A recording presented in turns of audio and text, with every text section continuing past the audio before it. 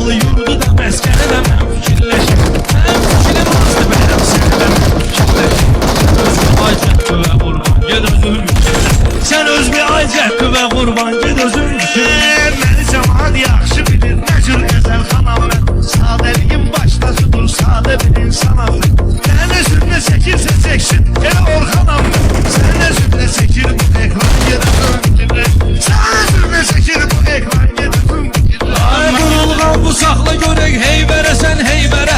Ziyatında tamam başqa olur mənzərə. Dəmir qapı köklü var bu boyda dar pəncərə. Nə zül nə yerdir qara zindan ged özün fikirləşim. Bunların özü bilmir ki, hələ nöqsan nədir? Bunların özü bilmir ki, hələ nöqsan nədir? Mən bunlara izah edeyim, sesi meydan nədir? Kəndə ay rübər nasosdur, hələ telman nədir? Rübər nasosdur, kənd nədir? Ay esti telman nədir? Ola bilər ki, kənddə düşər qan ged özün bitirə. Ola bilər ki, kənddə düşər qan ged özün bitirə. Mən üçün bizim toyda ləzzətli meyxanə gedməsin. Elə ki ahın əfqan hər yana gedməsin. Sən fikrin buğda çəkən dəyirman.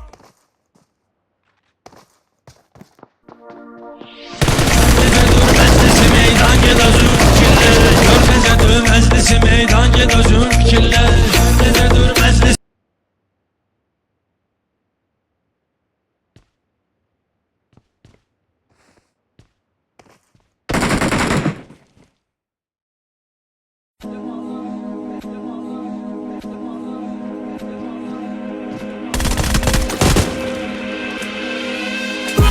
Thank you.